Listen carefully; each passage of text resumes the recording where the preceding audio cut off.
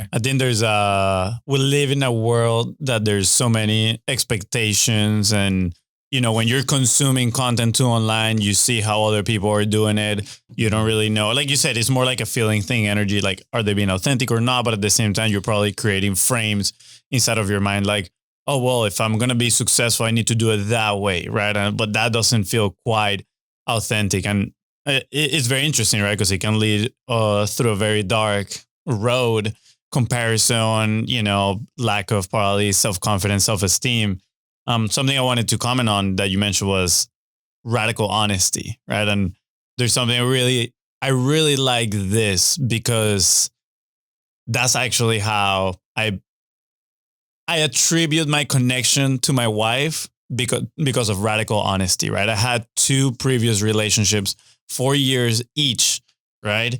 And I always felt like I wasn't sharing everything. There were things that I felt like I was keeping hidden. I was afraid of what were they going to think, if I share these things, etc.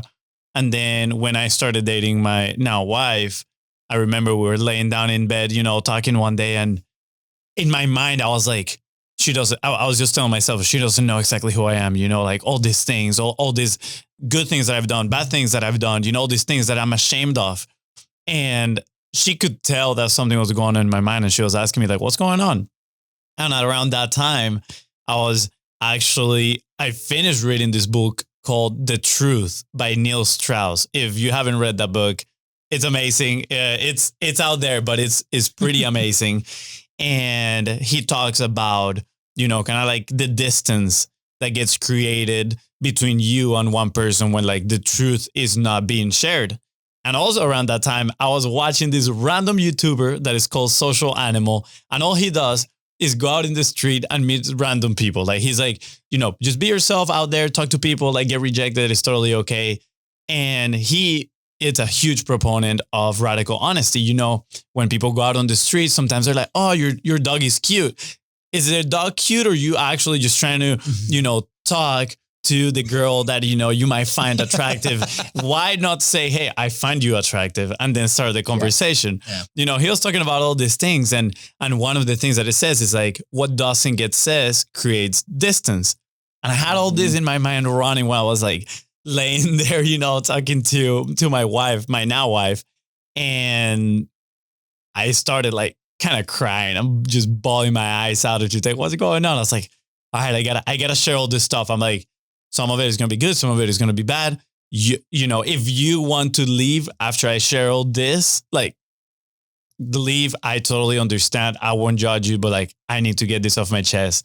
And I like pretty much just like threw up all my truth on her at that time.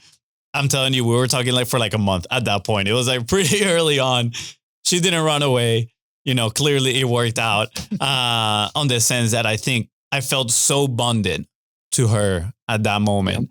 And, I felt like she truly sees me for who I am, and she stayed with me for who I am.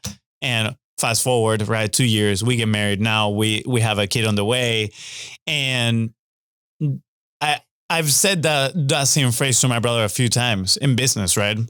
Where I feel like maybe things haven't been said, and, maybe we're just kind of like in the hustle of the business. And I come to him and I tell him like, hey, look, what doesn't get said create distance. And I don't want that distance between the two of us. Like, let's discuss about it. Let's talk about it. But I've never actually thought about it from the point of view of you and your audience, specifically in an expert-based business, right? Where your face is a brand, your truth is the brand, right? And now I'm seeing like, guess what? It is true. Like what doesn't get said creates distance between you and your audience as well.